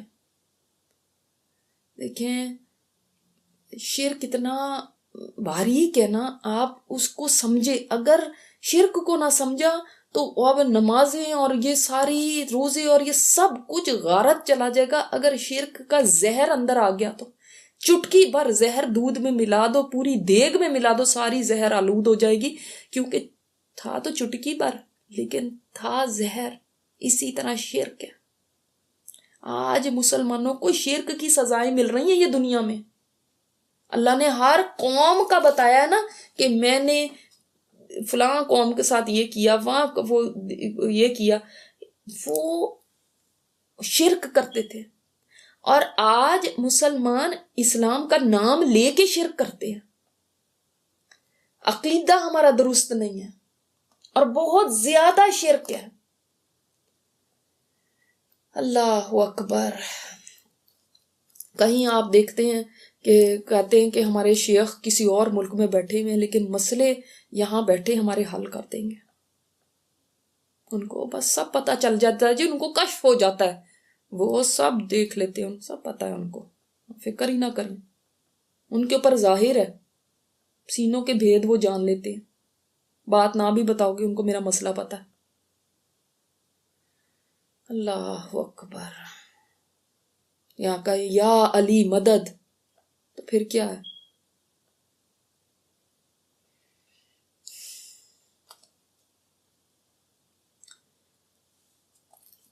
اب دیکھیں آپ، تیسرا جو ہے وہ شرک فی العبادات ہے. عبادت میں شرک. عبادت میں کیا کیا چیزیں آتی ہیں؟ رکوع، سجدہ، نماز، روزہ، مال خرچ کرنا، طواف کرنا اس کے گھر کا، قربانی دینا، منتیں ماننا، دعائیں مانگنا، یہ ساری عبادت کی قسمیں ہیں نا. ان میں کسی میں بھی آپ اگر اللہ کے ساتھ شریک کر رہے ہیں کسی کو، تو وہیں پہ شرک ہو گیا. کتنے ہی لوگ ہیں بغداد کی طرف رخ کر کے نماز غوثیہ پڑھتے ہیں. انہوں نے بچانا ہے ہمیں. اللہ اکبر. عبد القادر جیلانی کے نام کی پتہ نہیں کیا کیا وہ پڑھتے ہیں. تو سجدے تو آپ دیکھنا چاہیں تو قبروں پہ کتنے سجدے ہوتے ہیں، سب کو پتہ ہے. رکوع کی پوزیشنز ہوتی ہیں. ایون ہاتھ باندھ کے کھڑے ہونا یہ بھی اللہ ہی کے سامنے ہو سکتے ہیں. تعظیم جو ہے نا، تعظیم وہ عبادت کا ایک حصہ ہے. اللہ تعالیٰ نے یہ تعظیم کے کام ہے نا، جیسے رکوع ہے، سجدہ ہے، ہاتھ باندھ کے کھڑے ہونا، یہ اپنے لیے خاص کی ہیں، کسی اور کے لیے نہیں آپ کر سکتے. اب اس چیز کے اندر بھی کسی کو بھی شریک اگر کر لینا کہ بھئی وہ ہیں ان کے مزار کی ایسی تعظیم کہ ہمارے لیے تو کعبہ بھئی یہی ہے، ہم تو سعودی عرب جا نہیں سکتے، وہاں حرم جا نہیں سکتے، ہمارے لیے تو یہی کعبہ ہے اور یہی قبلہ ہے ہمارا اور یہی سب کچھ ہے. یہی شرک ہے نا. اور انہی کی ہم تعظیم کریں گے تو ہماری مشکلیں دور ہوں گی. ہمارے کام سنوارنے والے تو یہی ہیں. اے ہماری بگڑی بنا دے تو. اور پھر ہم نے یہ سوچنا کہ جو ہے نا، اچھا تصرف میں ایک اور بھی آتا ہے، یہ کیا نا، یہ کتب ہیں، یہ ابدال ہیں، یہ فلاں ہیں، یہ میرے فلاں ولی اللہ کے فلاں ہیں، ان کے ہاتھ کے اندر بارش ہے، ان کے ہاتھ میں لوگوں کی یہ تقدیریں ہیں، ان کے ہاتھ میں یہ ہیں، اللہ نے ان کو دی ہوئی ہیں لیکن یہ انہوں نے سنبھالے میں یہ سارے کام. اللہ اکبر. تو یہ بھی شرک ہے. یہ تینوں قسم کے شرک اکبر میں آتے ہیں. آپ یہ نہیں صرف ان کو کہہ سکتے کہ وہ بتوں کے آگے پوجا کرتے ہیں تو وہ شرک کر رہے ہیں اور ہم اس سے محفوظ ہیں. اگر ان میں سے کوئی شرک کیا تو یہ بھی شرک اکبر میں آ جاتا ہے، جیسے ان کا شرک اکبر میں ہے. اور بہت سارے شرک تو ہیں ہی ہیں، جیسے اطاعت میں شرک کرنا. اب اللہ کا حکم ایک طرف اور اپنے نفس کا حکم ایک طرف. ایک مرضی میرے مولا کی ہے اور ایک خواہش میرے دل کی ہے. اب میں کیا کروں؟ اب میرے مسئلہ مجھے پڑ گیا کہ میں کروں تو کروں کیا. اب دل کے ساتھ یہ کشمکش ہے، کہتا ہے اس طرف کو جاؤ، اللہ کا حکم اس طرف کو کھینچ رہا ہے. اب کیا کروں؟ یہ والی کشمکش، یہ سٹرگل روز ہم کرتے ہیں. یہ وہ جو رسہ کھینچتان ہوتی ہے نا، ٹگ آف وار، آپ گیم کھیلتے ہیں، ادھر کو جا رہا ہے کبھی رسہ، ادھر کو جا رہا ہے کبھی، ہر دن ہم اس میں سے گزرتے ہیں. اللہ کا کوئی حکم اور نہیں، کچھ تو اذان سن لی، اب پتہ ہے نماز کا بلاوا آ چکا ہے، پھر نہیں کھڑے ہونا، نہیں ابھی مجھے سونے کا دل چاہ رہا ہے. اللہ کی طرف سے کیا ڈیمانڈ ہے اور آپ کی دل کی کیا ڈیمانڈ ہے، ان میں کس کو پورا کرتے ہو؟ شرک فی الاطاعت یہی ہے نا، اطاعت میں شرک، کہ اپنے نفس کو اللہ کے برابر کر دیا، بلکہ اسے بھی اوپر کر دیا. اللہ کا حکم تو میرے نفس کے نیچے آئے گا، جو میرے نفس کے دل چاہے گا. میرا دل چاہے تو پھر میں کروں گی، نہیں دل چاہے تو نہیں کروں گی. یہی شرک ہے. قرآن کریم میں 2 جگہ اس کا ذکر ہے. ایک سورہ فرقان میں آرایت من اتخذ الہہ ہواہ، تم نے کیا اس کو نہیں دیکھا جس نے اپنی خواہش کو اپنا الہ بنا لیا، اپنا خدا بنا لیا. اس کا مطلب اس کو بھی خدا بنایا جاتا ہے. سورہ جاسیہ میں فرأیت من اتخذ الہہ ہواہ، کیا تم نے اس کو نہیں دیکھا جس نے اپنی خواہش نفس کو، اپنے یہ دل چاہتا ہے، اس کو خدا بنا دیا. تو ہم یہ سمجھتے ہیں کہ نہیں ہم بڑے توحید پہ ہیں. بھائی دیکھو، اگر باہر آپ اللہ کے آگے ہاتھ جوڑ کے کھڑے ہوئے ہیں، اس کے آگے سجدہ کر رہے ہیں، لیکن آپ کا نفس اس کے آگے جھکا ہوا نہیں ہے، آپ کا دل جھکا ہوا نہیں ہے، تو پھر کیا ہے؟ پھر تو وہ سچی توحید ہی نہیں آئی ہمارے اندر. جس نے اپنی خواہش کو اللہ کی مرضی کے اوپر کر لیا اسی نے تو شرک کیا. یہ اندر ہمارا کہتا مرضی میری چلے گی، مجھے نہیں پتا اللہ کا حکم کیا ہے. جیسے فرعون نے کہا تھا موسیٰ مجھے نہیں پتا، میں تو نہیں جانتا اپنے سوا کسی اور کو الہ. یہ تم کس کا نام لے رہے ہو؟ میں مالک مصر ہوں. ہاں، تو ہمارا نفس بھی فرعون سے کم نہیں ہے، جس نے کہہ دیا کہ ہائے میرا یہ دل چاہتا تو مجھے نہیں پتا خدا کا کیا حکم ہے، کیا حلال ہے کیا حرام ہے، میں نہیں اس کو مانتی، میری مرضی چلے گی، تمہیں میری ماننی پڑے گی. یہ اندر سے دل کہتا ہے، میرے حکم کے آگے سر جھکاؤ. اللہ اکبر. تو فرعون جیسے لاؤ لشکر نہ بھی ہو ہمارے پاس، لیکن کام اگر وہی ہو رہا ہے اور دل اگر وہی کہہ رہا ہے تو یہی تو شرک ہے. پھر شرک محبت میں بھی ہوتا ہے، شرک المحبت. پتہ ہے آپ کو اس کی دلیل قرآن میں ہے، وَمِنَ النَّاسِ مَن يَتَّخِذُ مِن دُونِ اللَّهِ أَندَادًا. اللہ کے مد مقابل لاتے ہیں کچھ لوگ ایسوں کو، يُحِبُّونَهُمْ كَحُبِّ اللَّهِ، وہ ان سے ایسی محبت کرتے ہیں جیسے اللہ سے ہونی چاہیے. یعنی اگر کوئی ہستی، کوئی بھی انسان ہے یا کوئی چیز ہے یا کوئی بھی ہے، اتنی محبوب ہو جائے جتنا اللہ محبوب ہونا چاہیے، سب سے زیادہ دل میں اللہ کی محبت ہو، اگر کسی اور چیز کی، کسی اور انسان کی، کسی اور کی بھی محبت اس سے اوپر چلی گئی تو شرک آ گیا. ابراہیم علیہ السلام کا جو اصل امتحان تھا نا، وہ محبت کا امتحان ہی تو تھا. آپ سارے امتحانوں میں پاس ہو گئے تھے. والدین کی محبت کو قربان کر دیا، گھر بار کی محبت کو قربان کر دیا، وطن کی محبت کو قربان کر دیا، قوم کی محبت کو قربان کر دیا، مگر آخری آزمائش بیٹی کی محبت کی تھی. بیٹا بھی اکلوتا جو بالکل بڑھاپے میں جا کے ملا، اور انتہائی حلیم الطبع بیٹا، فرما بردار بیٹا، سعادت مند بیٹا، جس سے میں سے ہر وقت نیکی پھوٹتی تھی. اور ابراہیم علیہ السلام کے دل میں سوچیں کتنی محبت ہوگی اس کی. اب یہ تھا امتحان، آخری امتحان، کہ بیٹے کی محبت کہیں اللہ کی محبت سے اوپر تو نہیں ہے. تو بیٹے کو قربان کر کے دکھاؤ تب پتا چلے کہ تمہیں سب سے زیادہ محبت تو اللہ سے ہے. اور جب یہ کیا تھا تو تب توحید کا مقام حاصل کر لیا، توحید کے امتحان میں پاس ہو گئے. اور اگر یہ نہیں کیا تو ایک محبت اس کا مطلب ابھی بھی دل میں ایسی ہے جو اللہ کی محبت کے برابر بیٹھی ہوئی ہے یا اس سے بھی اوپر ہے. اللہ اکبر، اللہ اکبر. اور اس میں ہم کہاں ہیں؟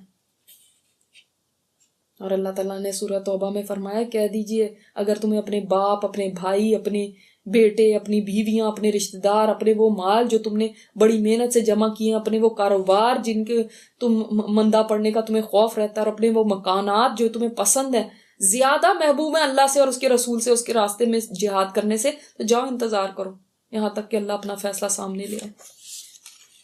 یہ مطلب دیکھیں، جب ہم کلمہ پڑھتے ہیں نا تو یہ کوئی چھوٹی بات نہیں ہے، بہت بڑی بات ہے جو ہم منہ سے ادا کرتے ہیں. اسی لیے تو اس کے اوپر جنت کا وعدہ ہے. مگر رٹے ہوئے کلمے نہیں کہ جو بچپن سے نرسری کلاس میں سکھا دیے تو وہی آ رہے ہیں. آگے کلمہ کہتا کیا ہے، آپ سے ڈیمانڈ کیا کرتا ہے، کلمے کا مطلب کیا ہے؟ میرا بھلا برا، نفع نقصان، میرا عروج و زوال، میری زندگی موت، میرا رزق، میری اولاد، سب میرے اللہ کے ہاتھ میں. میرا جینا مرنا میرے اللہ کے لیے. یہ ہے، وہ الہ ہے میری زندگی میں اور اس کے سوا کوئی الہ نہیں ہے. یہی تو ہے کلمہ. اور پھر اس کے بعد کہیں اور ماتھے ٹیکنا، کہیں اور سے امیدیں لگنا، کہیں اور نفع نقصان کا مالک سمجھنا کسی کو، کہیں اور نظریں نیازیں مانگنا، کہیں اور سے دعائیں مانگنا. دعا تو ہے ہی مخ العبادہ جس کو کہا گیا، ہے ہی عبادت. عبادت کیا جوہر ہے، عبادت کی جڑ ہے، وہ کہیں اور مانگی جا رہی ہیں. پھر اب دیکھ لیں گے کہاں کہاں شرک آ رہا ہے، کدھر کدھر چھپا ہوا شرک اندر بیٹھا ہوا ہے. اور پھر عبادت کے اندر یہ خلاص بھی آتا ہے. دیکھیے نا، اخلاص کے بغیر تو عبادت ہی نہیں ہے. تو جب اخلاص نہیں ہوگا اور اخلاص کے بغیر عبادت ہوگی، یعنی لوگوں کو دکھانے کے لیے، سنانے کے لیے کوئی نیک کام، میری بڑی اپریسیشن ہو، مجھے بڑا نام ملے، تو پھر وہ بھی ایک شرک ہے.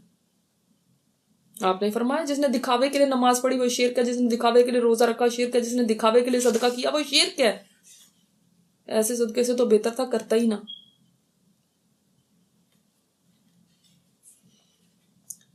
تو شرک کا ٹاپک تو بہت یہ وسیع ہے، اور یہاں پہ خاص طور پہ شرک خفی تو خیر اب آپ وہ بندہ ہی اپنا خود جان سکتا ہے، کوئی اور نہیں جان سکتا. مگر یہاں پہ تو یہ کہ عبادت کرے میری اور میرے ساتھ کسی کو شریک نہ کریں، یعنی جو سامنے شرک کے طور طریقے ہو رہے ہیں وہ ختم کیے جائیں. ان کا صفایا ہو جائے گا جب ایسی حکومت آئے گی، جب ایسے ان لوگوں کو اللہ تعالیٰ اقتدار عطا فرمائے گا. وَمَنْ كَفَرَ بَعْدَ ذَلِكَ فَأُولَٰئِكَ هُمُ الْفَاسِقُونَ. جو اس کے بعد بھی کفر کرتا ہے، یعنی اسٹیبلش ہو گیا دین، اب خلافت ان مومنوں کی ہو گئی، اس کے بعد بھی یعنی اگر تو نہیں ہے خلافت تو پھر اس وقت تو ٹھیک ہے، ایک ٹھیک تو نہیں ہے لیکن پھر بھی ایک عمل کرنا مشکل ہوتا ہے، ایک ایمان پہ جمے رہنا مشکل ہو جاتا ہے. لیکن جس وقت ہر طرف دیکھیں ایک خلافت اسٹیبلش ہو گئی ہے، ہر طرف مسلمان اسٹیبل ہو گئے ہیں، ایک ان کو اپنی جگہ مل گئی ہے، دین قائم ہو گیا ہے، پھر بھی کوئی کفر کرتا ہے، فَأُولَٰئِكَ هُمُ الْفَاسِقُونَ. یہ تو ہیں ہی حدیں پار کرنے والے لوگ، اللہ کی حدود سے ایسے لوگ نکل گئے. اس کا مطلب ان کے اندر ہے ہی سرکشی. اگر یہ صحیح لوگ ہوتے تو یہ مان لیتے، اب تو جا کے مان لیتے نا، اب تو کوئی ہنڈرنس نہیں تھی. اچھا، اب اگلی جو آیت ہے وہ ہمیں بتاتی ہے کہ اگر ہم چاہتے ہیں کہ اللہ تعالیٰ کا رحم ہمیں ملے، کہ دنیا میں بھی ہمیں رحم چاہیے اللہ کی طرف سے، ہمارا کوئی کام بن ہی نہیں سکتا جب تک کہ اللہ ہم پر اپنی رحمتیں نہ کرے. اور آخرت میں تو جو جنت ہے وہ تو ہے ہی، آپ صلی اللہ علیہ وسلم نے فرمایا کہ اللہ کی رحمت ہے جنت. تو کیسے مل سکتا ہے؟ اس کے لیے 3 کام کرنے کو کہا گیا، تب تم اللہ کے رحم کے لیے ایلیجبل ہوگے. ایلیجبلٹی ہوتی ہے نا کہ بھئی آپ مثال کے طور پہ آپ فلاں ادارے میں داخلہ لینا چاہتے ہیں تو اس کے لیے کچھ ایلیجبلٹی ہے کہ بھئی آپ کے پاس یہ سکلز ہیں، آپ کے پاس یہ ڈگریاں ہیں یا نہیں. اسی طرح اللہ کی رحمت کا مستحق ہونے کے لیے، اس کو ڈیزرو کرنے کے لیے آپ کے پاس یہ کوالٹیز ہوں گی تو اللہ کی رحمت آئے گی آپ کے اوپر، اور نہیں ہوں گی تو رحمت نہیں ہے. پہلی کوالٹی وَأَقِیمُوا الصَّلَاةَ، اور قائم کرو نماز. یہ نسخہ دے دیا اللہ کی رحمت حاصل کرنے کا، اس کے بغیر نہیں رحمت ملے گی جب تک قائم نہیں ہو جاتی نماز. اور میں نے آپ کو پہلے بھی بتایا تھا کہ قائم کرنے میں اور نماز پڑھنے میں فرق ہے. قائم کرنے میں اس کو صرف پڑھ نہیں لینا، بلکہ اس کو اس کی تمام شرائط کو پورے کرتے ہوئے، اوقات کا لحاظ کرتے ہوئے، ٹائمنگز کیا ہیں، آپ کے کپڑے، آپ کی پاکی، آپ کی جگہ کی پاکی، آپ کے کپڑوں کی پاکی، اور آپ کا جو سارے ارکان کو صحیح طریقے سے ادا کرنا سنت کے مطابق، سب چیزیں اس کے اندر آتی ہیں قائم کرنے میں. ٹھیک ہے، تو مسلمانوں سے کہا گیا کہ یہ تو اللہ کا وعدہ تم سے ہے، لیکن ان دا مین ٹائم تم کیا کرو، تم نماز کو اسٹیبلش کرو. نمبر 2 وَآتُوا الزَّکَاۃَ، اور دو زکوٰۃ کو. اب زکوٰۃ کا بھی نظام قائم کرنا ہے کہ زکوٰۃ ادا کی جائے. پھر وَأَطِیعُوا الرَّسُولَ، اور اطاعت کرو رسول کی. اور یہی کام تھا جو منافقین کے لیے سب سے زیادہ مشکل تھا، اور وہ کہتے تھے کہ آپ اپنی اطاعت کا ہمیں حکم کیوں دیتے ہیں، یعنی اللہ کی تو اطاعت ہم کر لیں گے، آپ تو ہمارے جیسے ہی ہیں، ہم آپ کی اطاعت کیوں کریں. آپ دیکھ رہے ہیں اس صورت میں بار بار اطاعت رسول کا ذکر آ رہا ہے. اور یہ صرف یہ کہنے سے کہ میں عاشق رسول ہوں یا نعتیں بہت پڑھ لینے سے آپ اطاعت گزار نہیں بن جاتے، یا واقعی اللہ کے رسول سے محبت کرنے والے نہیں بن سکتے جب تک اطاعت نہ کر کے دکھائیں. اطاعت وہ کرائٹیریا ہے، یعنی آپ کو فالو کرنا وہ کرائٹیریا ہے جس سے پہچانا جائے گا کہ کون واقعی رسول سے سچی محبت کرنے والا ہے اور کون نہیں.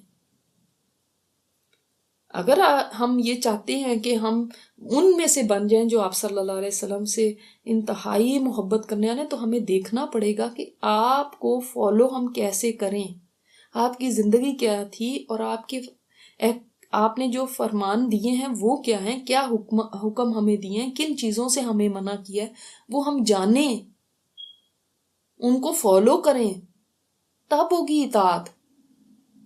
تو ہم تو نہ ان کی زندگی کو اگر جانتے ہیں، نہ ہمیں یہ پتہ ہے کہ انہوں نے کیا فرمایا ہے، نہ ہمیں ان کی جو انہوں نے ان کے فرامین ہیں ان کے لیے دل میں کوئی گنجائش ہے، ہر ان کا فرمان ہمیں لگتا ہے یہ تو بڑا مشکل ہے، دل میں بڑی تنگی پیدا ہوتی ہے، گنجائش نہیں ہے دل میں اس کو پورا کرنے کے لیے، اور نہ ہی کوئی شوق ہے ان کو پورا کرنے کا، نہ کبھی جاننے کی کوشش کی کیا کہا ان کا، کہا کیا نہیں کہا، ہمیں کیا اس سے، ہماری تو اپنی زندگی چل رہی ہے نا۔ کبھی کسی نے کہیں بیٹھے ہوئے کچھ بتا دیا تو ٹھیک ہے چلو بتا دیا، ایک کان سے سنا دوسرے سے نکال دیا، تو یہ اطاعت ہو رہی ہے؟ آپ کی اطاعت کرنی ہے تو آپ کی سیرت کو جانیں، آپ کی حدیث کو، کم از کم جو آپ صلی اللہ علیہ وسلم کی احادیث ہے، جیسے بخاری ہے، مسلم ہے یا صحاح ستہ ہے، ان کو تو جانیں ہم کہ یہ کیا ان کے اندر آپ صلی اللہ علیہ وسلم کے فرامین ہیں،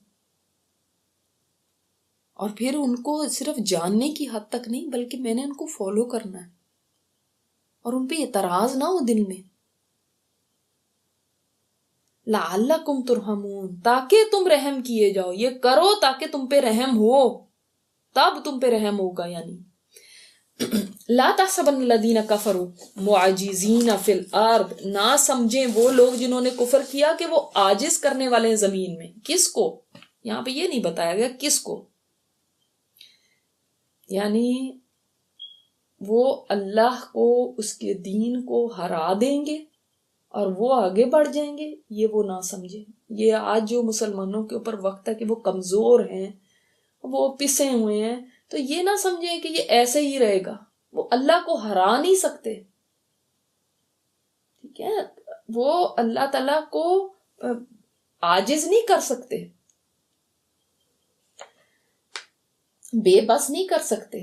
تو یہ مسلمانوں کے لیے ایک خوشخبری ہے، مومنوں کے لیے، ایک طرف غلبے کی ملی اور ایک طرف یہ کہ دیکھو یہ نہ کوئی سمجھے کہ وہ بس بڑی کوئی پاور بن گئے ہیں، وہ بڑے دنیا میں اوپر چلے گئے ہیں تو اب وہ ہرا دیں گے، نہیں، ایسا نہیں ہوگا۔ وَمَأْوَاهُمُ النَّارُ وَلَبِئْسَ الْمَصِيرُ، ٹھکانہ ان کا آگ ہے اور یقیناً بہت ہی برا ٹھکانہ ہے۔ بعض دفعہ انسان دنیا کے حالات دیکھ کے جب لوگوں کو یا قوموں کو یا غیر مسلموں کو بہت اوپر فلرش کرتا ہوا دیکھتا ہے نا، تو اس کو ایسا لگتا ہے کہ یہ بس یہی ہیں اور اب ہم تو کبھی اوپر اٹھ ہی نہیں سکتے، اور بس اب انہی کا ایسا ہمیشہ روب اور انہی کا عروج اور انہی کا ایسا رہے گا اور ہمیں بس ان کے ساتھ لگ جانا چاہیے۔ یہ نہیں ایسا، یہ اللہ کو کبھی ہرا نہیں سکتے۔ جو اللہ تعالیٰ نے باتیں کہی ہیں وہ پوری ہو کے رہنے والی ہیں، ضرور ہی ایسا ہوگا جو اللہ تعالیٰ نے فرمایا۔ ہم سوچتے ہیں اللہ کی بات کو پیچھے کر دیں گے، اس کو ہرا دیں گے، اس کی بات کو پورا نہیں ہونے دیں گے، نہیں، بس اصل بات ان کی نہیں ہے، اصل بات یہ ہے تمہاری کہ تم ایمان لا کے نیک عمل کرو۔ ہم یہ سوچتے نا بعض دفعہ کہ اگر دنیا میں خلافت قائم کرنی ہے تو لوگوں کے ملکوں میں جا کے بم پھاڑیں، دہشت گردیاں کریں، خود کش حملے کریں، تو اس سے شاید ہماری خلافت قائم ہو جائے گی، ہمارا دین اسٹیبلش ہوگا، دین کی ہم بڑی خدمت کر رہے ہیں۔ قرآن کیا کہتا ہے؟ قرآن کہتا ہے اپنے اوپر توجہ کرو، پہلے اپنے ایمان درست کرو، اپنے عمل کو درست کرو۔ ان چیزوں سے نہیں خلافت اسٹیبلش ہو جاتی، ان چیزوں سے نہیں تمہارا دین قائم ہو جائے گا، ان چیزوں سے غلبہ نہیں حاصل ہو جائے گا، تمہارا خوف دور نہیں ہو جائے گا، تم ذلت سے نہیں نکل سکتے ایسے کام کر کر کے۔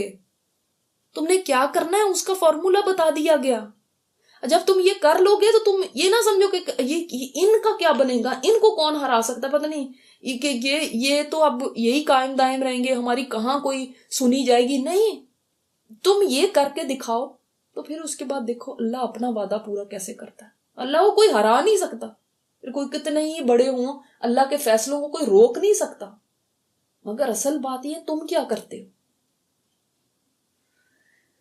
اس کے بعد استئذان کی آیت آئی جو پہلے ہم نے پڑھی تھی، وہ ہم نے گھر میں داخل ہونے کے اوپر پڑھی تھی کہ گھر میں آپ نے کیسے داخل ہونا ہے، کس طرح سے اجازت لی جائے گی، اور پھر جو بالکل اجنبی ہوں گے وہ بھی ہم نے وہ بھی ڈسکس کیا تھا کہ آج کے وقت میں ہمارے پاس کیا سہولیات ہے جن کو ہم استعمال کرتے ہوئے اجازت لے سکتے ہیں۔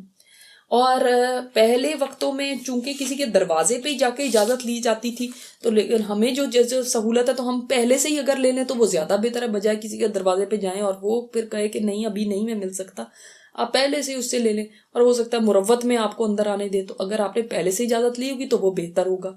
لیکن اجازت کے بغیر کسی کو بھی نہیں یہ الاؤڈ کہ وہ کسی کے گھر میں انٹر ہوں، ایون یہاں تک کہ جو گھر والے بھی ہوں ان کا ایسا اجازت تو نہیں لیں گے کہ ہم اندر آ جائیں کہ نہیں آئیں، اگر اجازت ہے تو آئیں گے یا نہیں آئیں، ایسے نہیں۔ مگر آپ کو پتا ہے گھر والے کا بھی بتایا گیا کہ وہ بھی ذرا کھنکار لے، یا ایسے کوئی قدموں کی ایسی آہٹ ہے یا کچھ ایسی چیز اپنی دکھا دے، شو کرے، جس سے گھر والے مطمئن ہو جائیں کہ ہسبینڈ ہی گھر آئے ہیں، یا بچوں کو پتا ہو کہ باپ ہی گھر آیا ہے، یا کوئی ایک طریقہ ہوتا ہے کسی کا، کوئی کھانس دیتا ہے، کوئی کس طرح سے کرتا ہے، اس سے ان کو پتا چل جاتا ہے کہ اچھا وہ آ گئے، تو ایک اطلاع دینا ہو گیا۔ تو وہ باقاعدہ تو نہیں اجازت لیتے لیکن ان کی ایک اطلاع ہو جاتی ہے۔ اب یہاں پہ بتایا گیا جو گھر کے اندر لوگ رہتے ہیں ان کے بارے میں کیا خیال ہے کہ وہ بھی کیا اجازت لیں گے کسی کے پاس جاتے ہوئے، یا جو باہر سے بھی آنے والے ہیں وہ کس حد تک، یا گھر والے بھی جو ہیں وہ کس حد تک اجازت کے مکلف ہے۔ تو اس میں ایک بات بتا دوں، ابن عباس سے دو آدمیوں نے اس آیت کے متعلق سوال کیا جس میں اللہ تعالیٰ نے پردے کے 3 اوقات میں اجازت طلب کرنے کا حکم دیا۔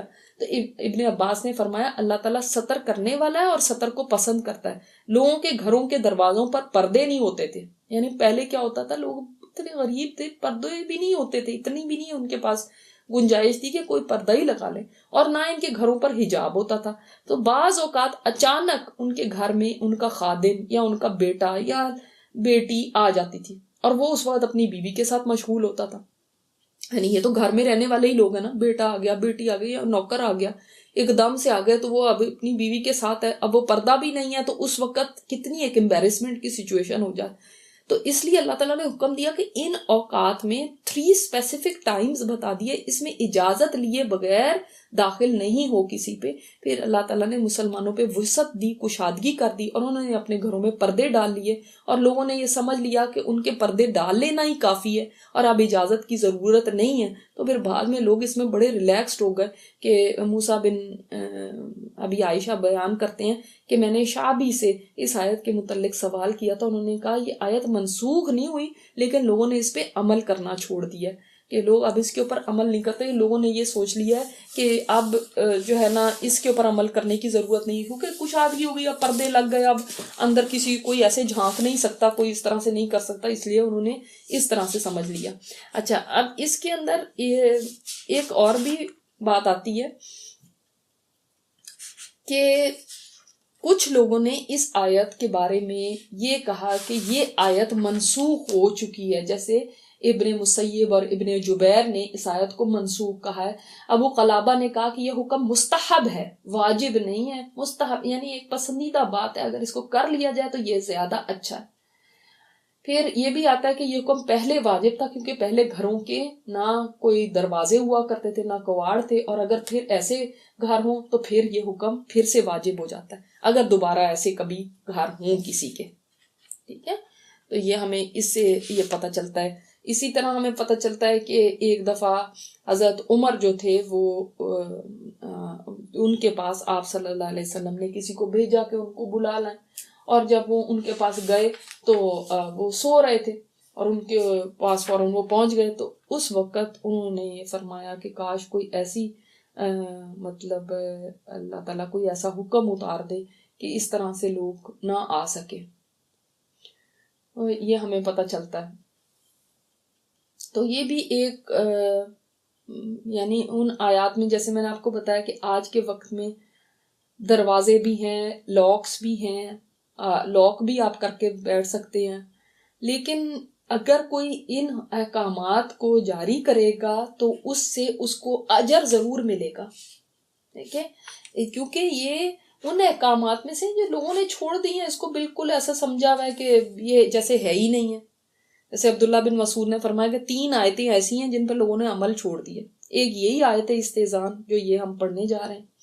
یہ دوسری آیت سورہ نساء میں وَإِذَا حَضَرَ الْقِسْمَةَ أُولُو الْقُرْبَى وَالْيَتَامَى وَالْمَسَاكِينَ کہ جب تقسیم میراث کی تقسیم کے وقت وارثوں کو ہدایت دی گئی کہ اگر وراثت تقسیم کرنے کے وقت کوئی رشتہ دار آ جائیں، کوئی یتیم اور کوئی ایسے غریب لوگ آ جائیں، تو کچھ نہ کچھ ان کو دے دو تاکہ وہ بھی کھڑے میں دیکھ رہے منہ تو ان کی مطلب ایک دل خراب نہ ہو، وہ دیکھ رہے ہیں ان کو ملے نہ کچھ تو ان کا دل خراب ہوگا.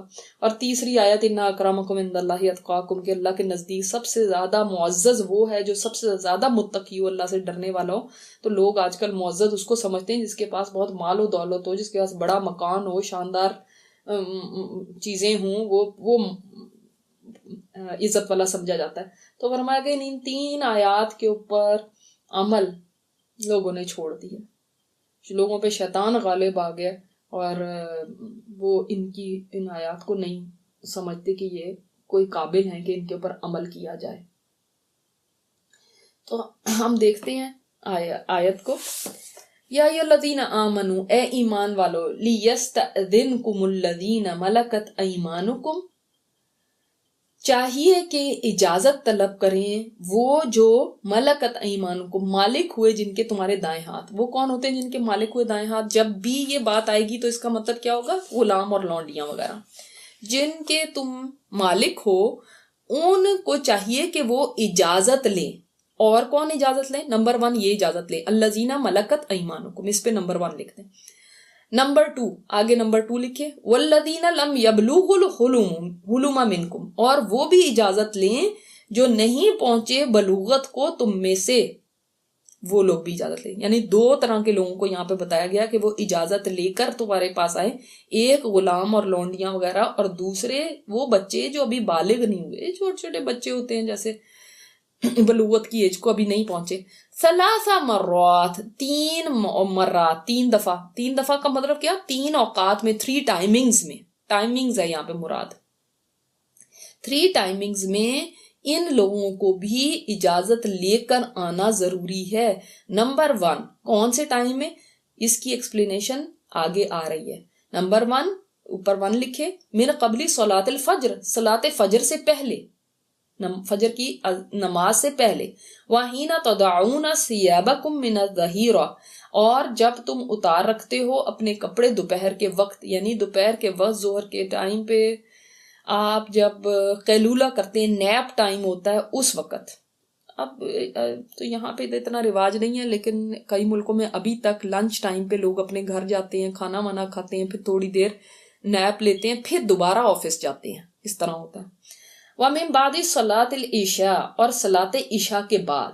یعنی یہ 3 ٹائمز ہیں جن میں ضروری ہے کہ بچے اور ایون جو غلام لونڈیاں وغیرہ یہ بھی اجازت لیے بغیر داخل نہ ہوں.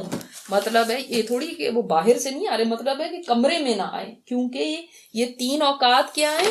3 عورات لکم، 3 پردے کے وقت ہیں تمہارے. یعنی پردے کے وقت مطلب کیا؟ یہ پرائیویسی کے ٹائمز ہیں تمہارے جن میں کسی کو بھی ایسے ہی اندر داخل نہیں ہو جانا چاہیے. ٹھیک ہے؟ کیوں ایسا کہا گیا؟ اس لیے کہ ہو سکتا ہے انسان اس وقت اپنی ایسے کسی نائٹ سوٹ کے اندر ہے، ایسے کسی ڈریس میں ہے جس میں وہ نہیں چاہتا کہ کوئی اس کو دیکھے، ہسبینڈ کے ساتھ ہے کسی ایسے وقت میں، یا دوسرے یہ بھی ہے کہ ہسبینڈ اینڈ وائف کسی ایسے اس میں مشغول ہیں جس میں وہ نہیں چاہتے کہ کوئی بھی اس ٹائم پہ یعنی انٹر ہو کمرے میں. اور اس کے اندر بڑی حکمت ہے کیونکہ یہ 3 ہی اوقات ہیں جس کے اندر زیادہ احتیاط کرنے کی ضرورت ہوتی ہے. اور جب اس طرح کا حکم آ گیا تو پھر لوگوں کو بھی پتا تھا کہ ان 3 اوقات میں کسی کا بھی آنا اجازت کے بغیر منع کر دیا گیا. وہ بھی ریلیکس ہو گئے.